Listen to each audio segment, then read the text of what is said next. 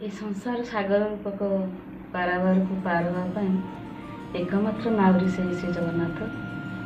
ତାଙ୍କରି ଉଦ୍ଦେଶ୍ୟରେ ତାଙ୍କରି ଭାବରେ ଇଏ ଏକ ଲେଖା ଆପଣଙ୍କୁ ଭେଟି ଦେଉଛି।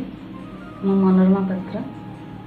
ଏହାକୁ କଣ୍ଠଦାନ କରିଛନ୍ତି ଓଡ଼ିଶାର ଅନନ୍ୟ ପ୍ରତିଭାଶାଳୀ ଶ୍ରୀଯୁକ୍ତ ପ୍ରଫୁଲ୍ଲ କୁମାର ବେହେରା। ତାଙ୍କ କଣ୍ଠରେ ଏହି ଗୀତଟି, ଏହାକୁ ସଙ୍ଗୀତ ନିର୍ଦ୍ଦେଶନା ଦେଇଛନ୍ତି ମନୋଜ ମିଶ୍ର। ସିଏ ସଙ୍ଗୀତ ଦୁନିଆରେ ଏକ ନିଆରା ସ୍ଥାନ। ତାଙ୍କର ଭିନ୍ନ ଚେଷ୍ଟା ପ୍ରୟାସ ମଧ୍ୟରେ ଇଏ ଏକ ଭିନ୍ନ ସ୍ୱରରେ ଆଜି ମୁକ୍ତିଲାଭ କରିବାକୁ ଯାଉଛି ପୂଜା ମ୍ୟୁଜିକ୍ ଷ୍ଟୁଡ଼ିଓରୁ।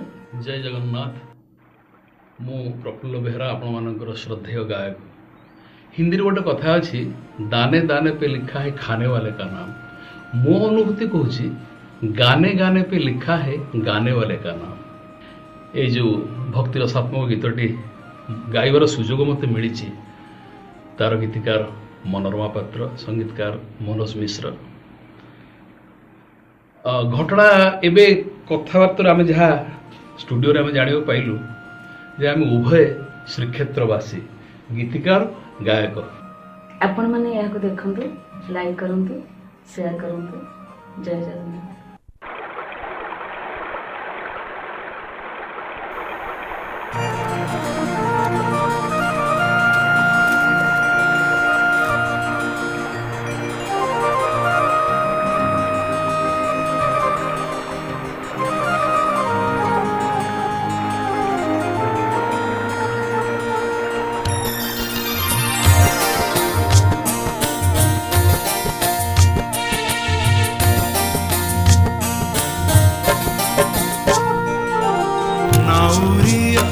रे नाउरिया नाउरिया रे नाउरिया नाउरिया रे नाउरिया नाउरिया रे नाउरिया मते करी दे पारी मु जीवी से पारी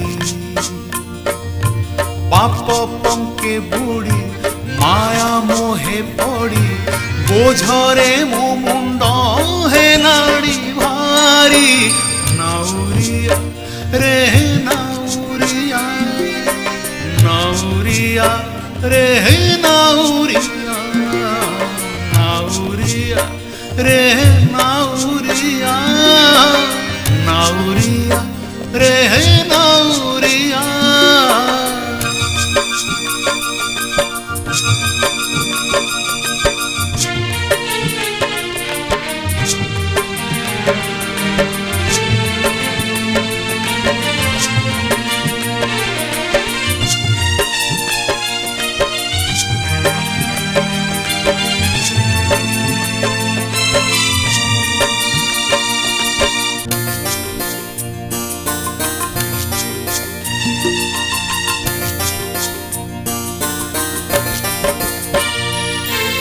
मेघ पकेई आसे कला बौद भासे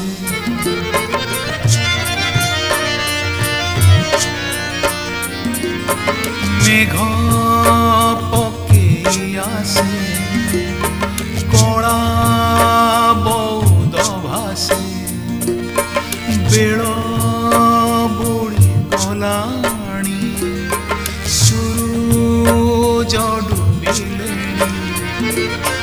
प्रभु नाम छाड़ी कुसंगरे पड़ी जानी शुणी दुख नेली आबोरी नाउरिया रे नाउरिया नाउरिया रे नाउरिया नाउरिया रे नाउरिया नाउरिया रे नाउरिया।